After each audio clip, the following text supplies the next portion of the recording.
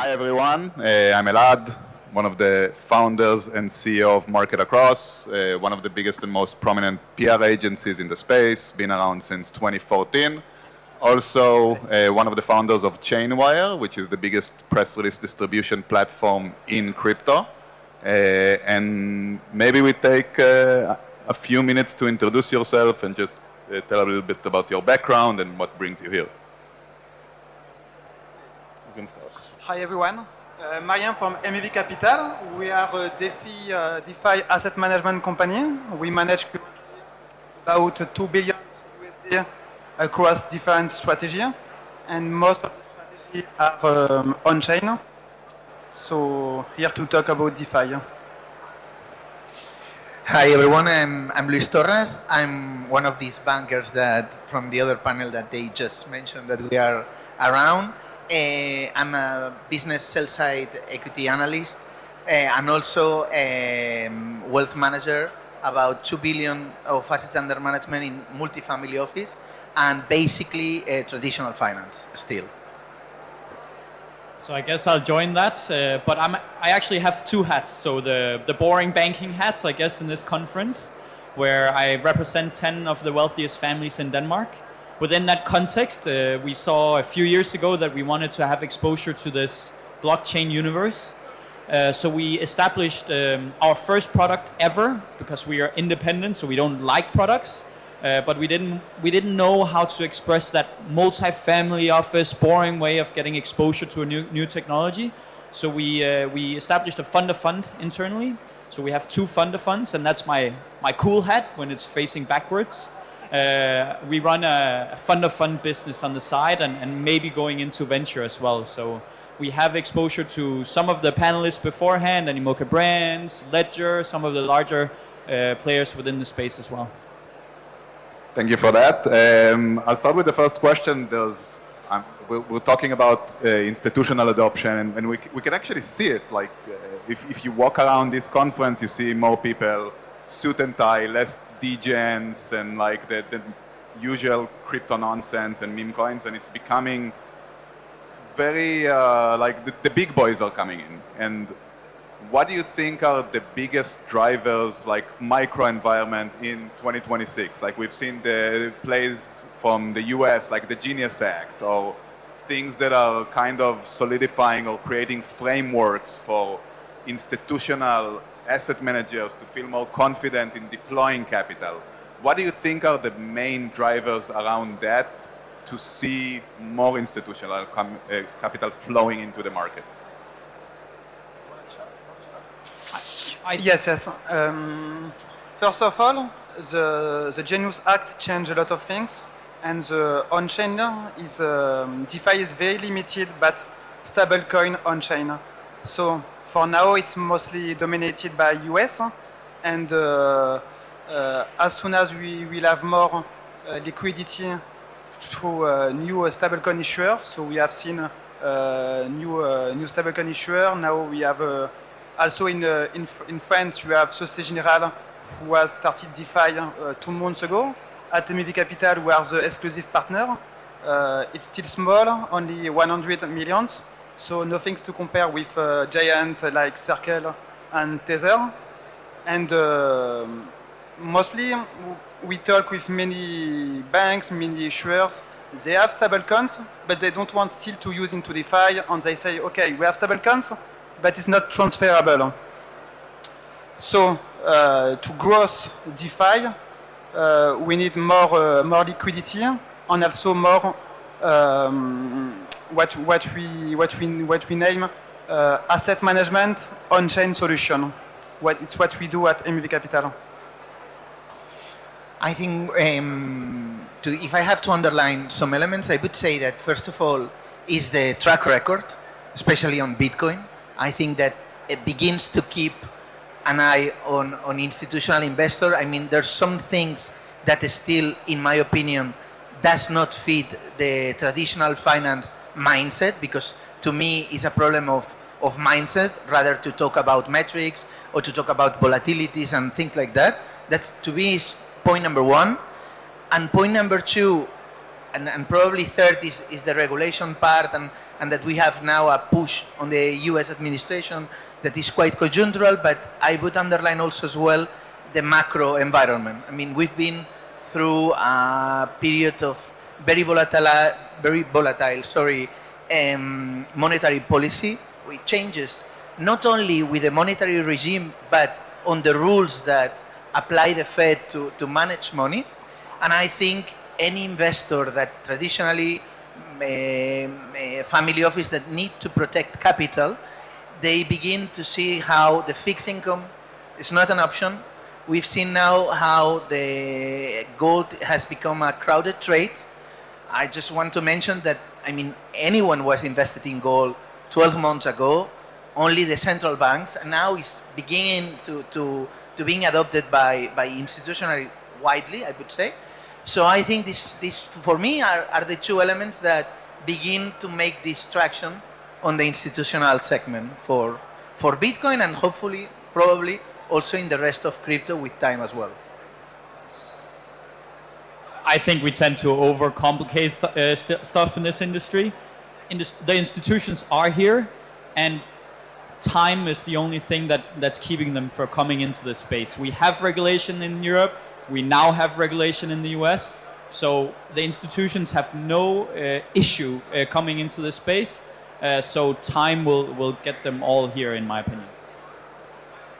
You spoke a little bit about volatility, and that is something that usually scares institutional investors, right? So I'm in crypto since 2012. It used to be like Bitcoin could go down 70% that time, and that's what we would call a Tuesday, you know, like you see that it's stabilizing a little bit, and that even now you've seen like the flash crash that happened a week ago. You literally held altcoins dropping 80% and then bounce back. Bitcoin didn't take a big hit. And some would say that it's because the institutionals are in it, because of the ETFs, because of they don't have they have more of the diamond hands. What do you think, where do you think that smart money will keep flowing next? Would it be more focused on like early stage startups, investments, VCs? That was a big thing. Let's say it's usually a bigger thing when the markets are green. When the markets are falling, people are looking for less opportunities. Or will it be more of like hedge funds or buying liquid tokens? What do you think will be the next trend in that regard when institutionals are in? I think we have to define what smart money is, because institutional money can also be dumb money. Pension funds will not be the first ones to adapt a strategy into that.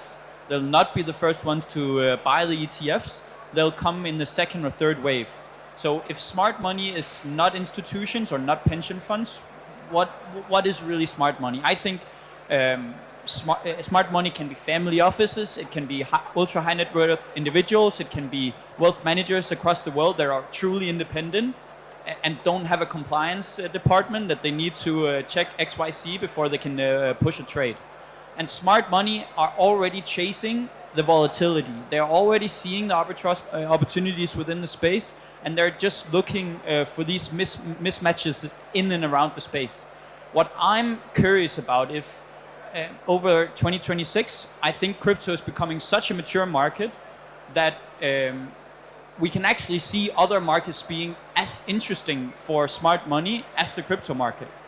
Some of the delta neutral strategies that I speak with on a regular basis within the crypto space, they haven't been able to give 30, 40, 50% returns this year. Why? It's because all the smart money is already in the space. They've been able to do 10, 15%, which is a lot for delta neutral strategies, but it's mimicking what they are able to do in other markets. So in my opinion, smart money is already here and have arbed out a lot of these inefficiencies that we see in the crypto space. And then we have a Black Friday like Friday. So that's why I'm probably completely wrong. No, absolutely. I'm very agree with Adrian picture of what institutional money does. And I would just add one thing that related with what Elad underlined, which is very important, which is volatility, which is at the end of the day the 90% of the conversation, and the thing that you can address or you can have exposure to blockchain or what we call crypto in two ways, because there's like different type of assets. You can play the liquid Bitcoin asset play, in which you try to, is a trade that wants to be similar or better than gold. It's a protection of capital in the long term, at least in the concept. But at the same time, and paradoxically, you're having a lot of the volatility that you typically find in a tech small cap. And this is like a challenge that you need to deal. And the other side, and it's very interesting with Adrian, we talked it earlier, is this type of approach in which you try to approach Bitcoin and all this ecosystem as a VC segment, VC, I don't know how to say it, sub-asset, in which you emphasize that you are investing in tech, which is also, and with these VC vehicles, you try to modulate volatility and can be another, let's say, Trojan horse to enter in what today are traditional portfolios or non-smart money, to say it politely. Yes, I will say that most smart money are looking for stablecoin strategy. They don't want to take risk in Bitcoin. When we talk about corporates, of course there is some name, famous name who invest in Bitcoin, but now most of the company just want to manage their treasury in euro, USD, and they are looking to compare with what they do with traditional finance. So now they know that they can have the native yield they have with like money market securities, like treasury bills. But in top of that, we can put in some money market like Morpho, and to have some additional yields. And for them, it's like interesting because they don't take any risk on the volatility of Bitcoin, Ethereum, or whatever assets. And the yield on stablecoins are the highest you can find in the universe of traditional finance and DeFi. It's about 15 to 20%. So right now you see a lot of, so we know the MicroStrategy Michael Saylor model, right, where they keep buying Bitcoin as a treasury, and it started off as being just like a side thing, and today that's everything around strategy. Like there's no, it almost looks like there's nothing else there. Do you think that that trend is something that we're gonna see? Because you do hear about publicly traded firms quietly acquiring Bitcoin, and sometimes not quietly acquiring Bitcoin and then announcing it, and then it looks good on the stock because, you know, they follow the strategy model. Do you think that's a valuable trend, like something that we're gonna see more and more and more, like more publicly traded companies put Bitcoin on their balance sheets? I mean, we've seen it with Tesla before. We see it with the US government. We see it with, you know, publicly traded stocks now. But is it a trend, or do you think this is the beginning of connecting Wall Street to Bitcoin in the sense of like the treasury model? Yeah, I think it's a question of $10 trillion because if we know the answer, we will know that the Bitcoin will go to 2 million price. We have seen Luxembourg government is the first of European states buying some Bitcoin from the government, not treasury, but the government like foundation. So the speculation of Bitcoiners is like Bitcoin will be the main assets and to preserve value beyond the inflation. So if we are confident on this way, we can think that more and more corporate will buy Bitcoin, and because now the only obstacles was regulation and also the fear of investors. So now we can see that everyone can accept that we allocate like 5-10% to Bitcoins. It's not look at crazy as before. It's a good question. I would say that here again, I see like two paths.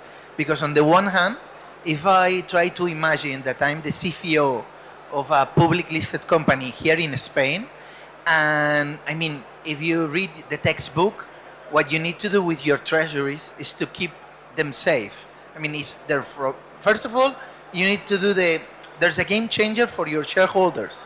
There's a change in the governance on that treasuries.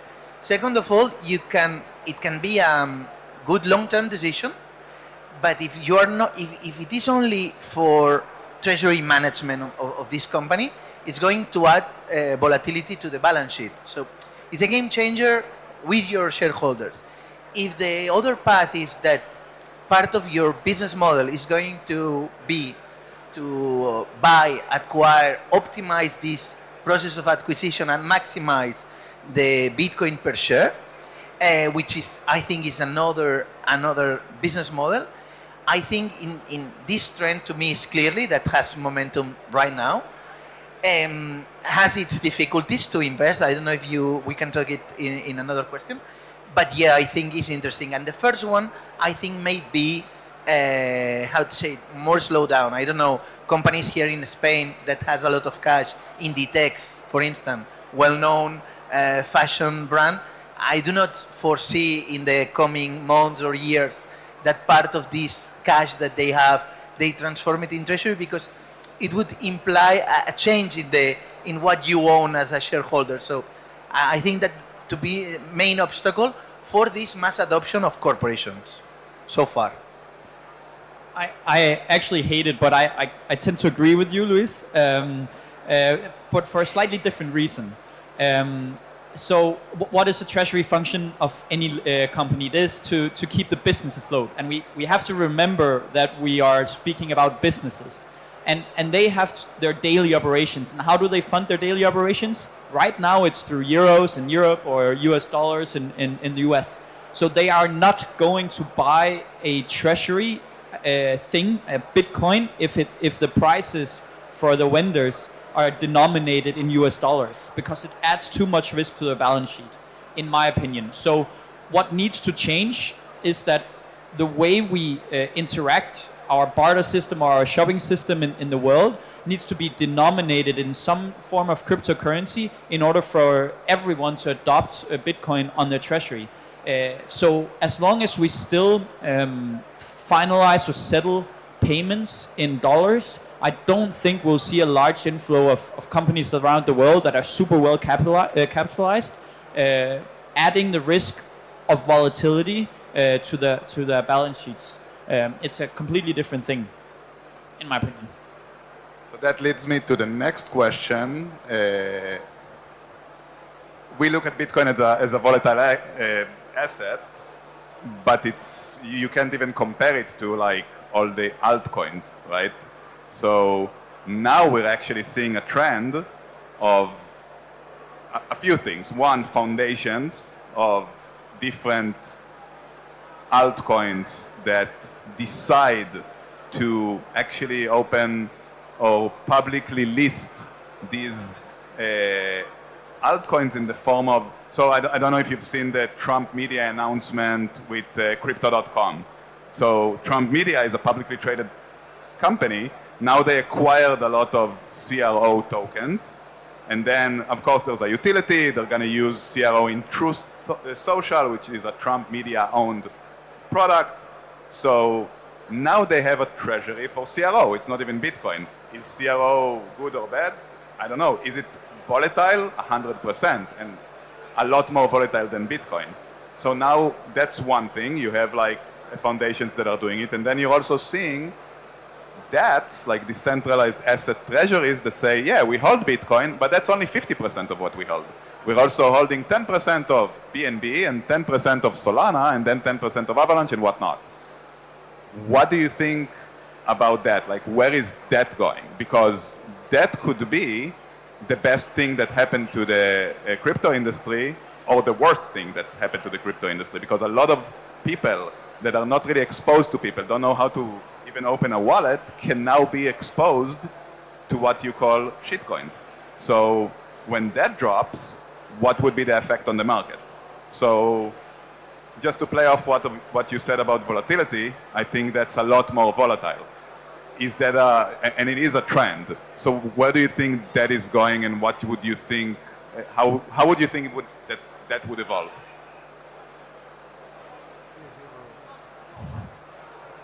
I think these new DATs are just another way of getting exposure to some underlying stuff. To me, these are masked hedge funds. It's a way for either bad actors or good actors with a good idea to do a levered play on an existing thing, which is, to me, just another way of saying you're adding a little bit of leverage, or you're adding a strategy in and around something to be, making it more valuable. So to me, I think this is a little bit of overhyped. I don't think that's just the new big shiny thing within this industry. Yes, Michael Saylor has done a tremendous job of being a proponent of doing these strategies, but I just don't see them competing in any way with the flows that we've seen from the ETFs. The ETFs are by far outcompeting these stats with flow. So to me, it's an insignificant market risk to the space as of now. Yeah, I would add to what Adrian said that let's take a strategy to me which is easier to understand, and the example that you give us, I think it goes beyond that. But basically, when you add the treasury company, what you are adding is layers of complexity to the underlying asset, and the overall thesis becomes much more complex. In the case of a strategy, now you need to have the high conviction of the asset underlying the security, which is the Bitcoin, of course, but then you need to validate the management team, again, the governance, which is very delicate issue that can add a lot of volatility because links directly, it's very sensitive with the trust that you can build with your shareholders. You need to validate the capital allocation model. You talk about different tokens, so it's very difficult. You are not buying the token. You basically are buying the trust in the management team of the company and how they are going to perform and use these sources, and they are going to invest properly. So at the end of the day, you are playing another game. To me, it's interesting strategy. For some of my clients, it's a way to gain exposure to Bitcoin. It's not the best way. For some clients, because of compliance, legal, and many stuff, is the proper way to do it because you have proper custody. It's easy if you just open or operate with public equities, but you need to understand that you are going to have much more volatility than the underlying asset for the reasons that I mentioned, that you need to validate there are some other complexities that, I mean, it can go very well when the cycle reverses, but you need to understand that there are more sources of uncertainty and potential risks. Yes, if you look for the 3 years volatility of Bitcoin, it's not so much higher than stock markets. The risk is in the last few years, except if you isolate some few events, it's almost very similar. And there is a high correlation with S&P 500. And for the Bitcoin treasury, and it can be also the Ethereum treasury of BNB treasury, now all these companies want to find solution to offer yield, because it's beautiful to have assets in the company, but if you have assets like Euro, USD, you can invest in traditional vehicles like T-bills to generate returns. But for Bitcoin on Ether, it's more difficult to do. So now the next big meta will be to how to generate yield on how to grow the company assets.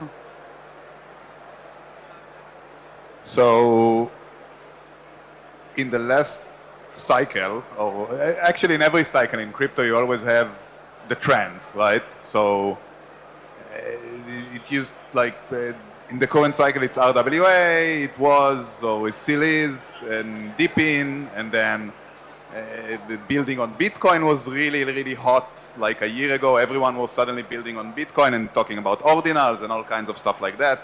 And then if you look even like before that, there was DeFi Summer, that was like insanely well for DeFi protocols. And then you have NFTs and meme coins and, you know, stuff that hold no value.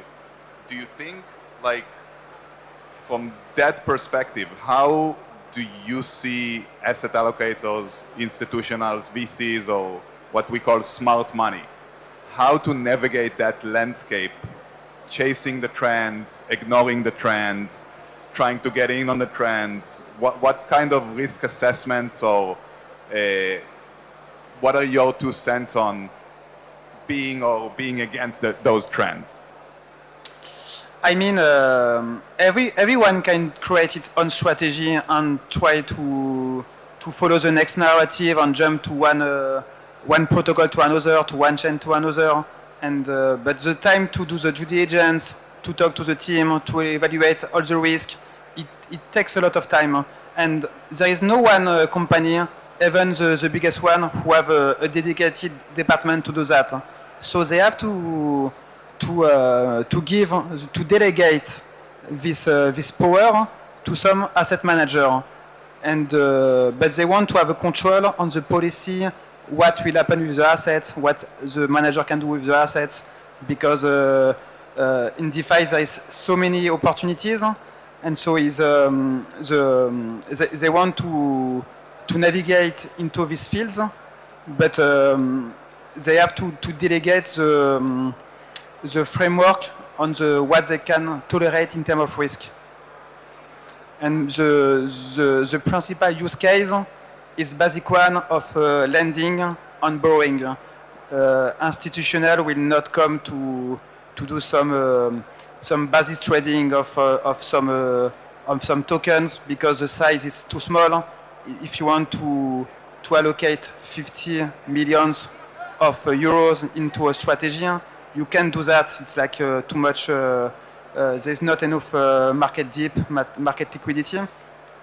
So the main strategy always seems the same. It's always to put, for example, Bitcoin or Ethereum, what you have as collateral, as supply, and you borrow stable coins, and your goal as asset manager is to generate more returns than the borrowing side, and it's like this you generate yield.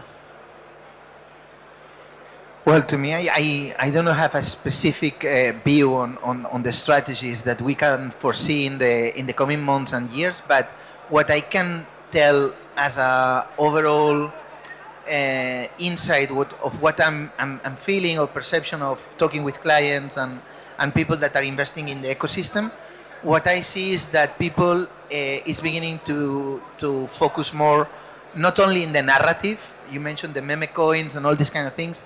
I think these are like in a video game. There are phases that we are passed through that, and we are in another stage right now.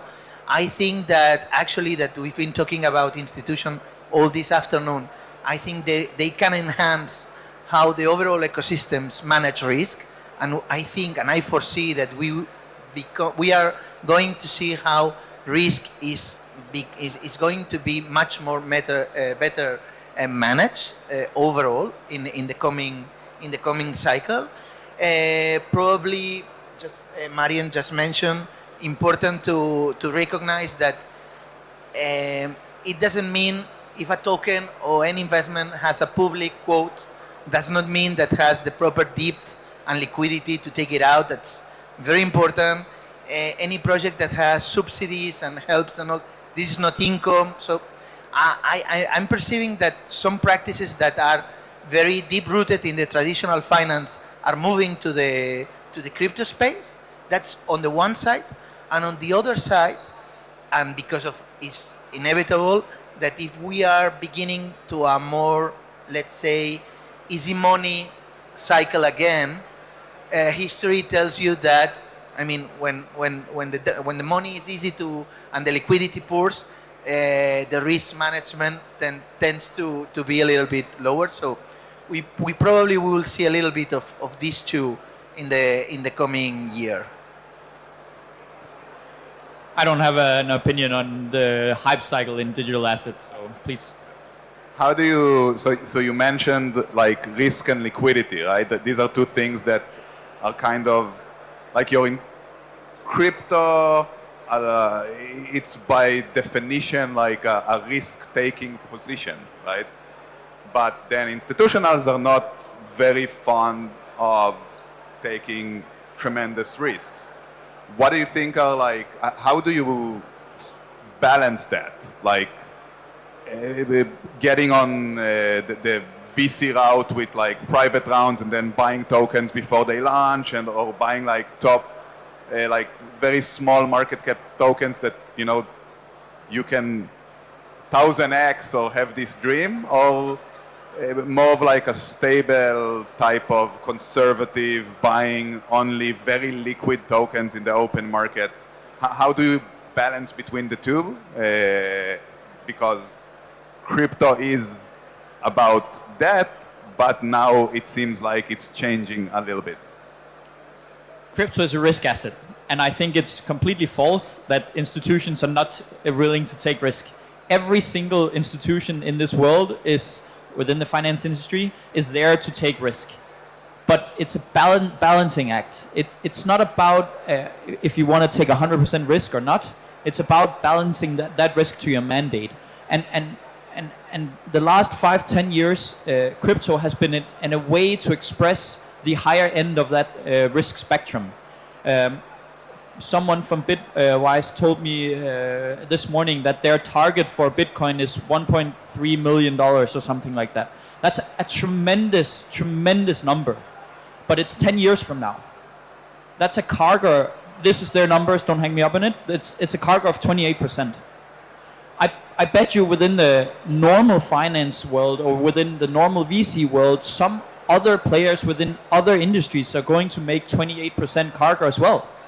So we've come to this inflection point where you can certainly use crypto as a risk asset, but you just have to balance it out with something else in your portfolio. And I think that's why a lot of asset managers are looking toward adding Bitcoin to their balance sheets, is because it's a high beta product compared to a NASDAQ, for example. And then our question within this industry, if we just focus on the digital asset, is can we beat this benchmark of 28% CAGR? Maybe yes, maybe not, but you have to think about the added risk that you're also taking to going into token launches, or you're going to add by adding exposure to DATs. And I think we're in a weird dynamic in this market cycle where Bitcoin might be the best risk-adjusted place to be for the next 10 years, or we see market participants actually adopt some of these new DeFi things that are coming out. And if that's the case, that the total globe actually adopt blockchain rails, then we'll see a lot of returns in the VC market on a risk-adjusted basis. But we just have to remember that these big institutions, they're balancing risk. So whenever they want to be risk on, they go further down the risk curve. And right now, everyone and their mom are exposed long to risk because of this debasement narrative that's going around the finance industry. So everyone are long risk. No one is short risk at this moment, and we just have to be aware of that. And that can continue for 5-10 years. I'm not saying it will stop. We just have to be this balancing act, these weights on each side of the coin. We just have to be sure where we are in the cycle of risk taking. Sorry, that's a long ramble, but. Yes. The reality when you talk to some corporate and CFO, the difficulty is to teach, because they never heard about some protocols, how it works oracles, how it works liquidation, how it works liquidity pools, how it works the competition to enter into the last block. So when they have to understand it and to be challenged by their own shareholders, it becomes a nightmare. So we try to educate them, but at the end, it's mostly in the hands of each company's CFO to take the decision. But as they don't have the education to understand, and the learning curve, it's quite hard, even with a simple protocol like Aave or Bundle or Morpho. So after, when you talk about investment in some tokens, that it's only for hedge funds. So they will only delegate, they will just delegate a mandate to hedge funds, but they will never do themselves the strategy. So to manage. Sorry. Can I jump in real quick? Something that's very close to my heart. We were talking about risk and opportunity. This is the 2026 opportunities investments. To me, that's can also be outside of the space, right? Can I just quickly spend 30 seconds giving some stats? Last year in 2024, ex-China, the total solar capacity in the world was 290 some gigawatts. This year, China is on track to build 200, almost 300 gigawatt in solar capacity in 1 year. That's the total amount that every other country in the world had. This is the biggest macro story that no one are talking about. The capacity to have energy into your grid is the biggest opportunity, in my opinion, we have in the next couple of years. Why? In this space, we're talking about something that's infinite scalable. It's software. In the AI space, we're talking about something that's infinite scalable. What really hinges on these two things is compute, GPUs, and then energy. The GPUs, they need energy to function, and AI needs GPUs to function as well. But no one are talking about this big, massive solar capacity that China is building. And I bet you that all of these guys that are talking about uranium as well, they're talking about nuclear power. We just have to remember that even these small nuclear reactors that are coming out, they will take years before they're commissioned. And building a solar park with a battery is cheaper. So this is the biggest trend, in my opinion, is we gotta watch these dynamics and the demand for AI. The demand for AI is closely linked to blockchain in the future. Why? AI agents, if we're going into an agentic future, we need some controls underneath. And what better technology than blockchain to do settlement or to keep track of all these agents working together? So the next big wave for blockchain might be AI agents. So if that's true, then we have to watch for the total demand of AI. And the total demand of AI is crazy. So where are the investment opportunities? It's within the rails of this demand. And the demand scarce or the supply scarcity right now is not in software. It's in the physical world. So for the first time in probably 15, 20 years, we can find scarce things in the physical world that are really investment opportunities that can provide you 5, 10x. And that was not the case 10 years ago, because then it was all software. So that's, to me, the biggest opportunity is the scarce world that we're already living in, because AI will solve the software component. It's infinitely scalable. And yes, there'll be massive winners within blockchain and AI, but within the physical, tangible world, we have to remember that's scarce. And to me, that's where some of the biggest opportunities for the next 5 years lies. That's a very interesting take, and I think it kind of sums up we're out of time, but And Elad, generally speaking, I think... May I add just one thing? Because is the thing, I could say many things, but actually the thing that I want to do with your question about risk is that the main risk is not to have exposure in your portfolio to this type of trends, mega trends and assets. And probably it's not that common to quote Mr. Buffett in these events, but Warren Buffett always says that errors of omission are the more painful ones. And I think not to have a little bit of Bitcoin, a little bit of what Adrian said in your portfolio is a big risk. So I would sum it up with like, eventually it's all about balancing and diversity and also looking up to alternative markets and not only following the main road, but also look for other paths in order to get that balance that we're looking for. Thank you very much, everyone. Thank you for tuning in. Thank you very much.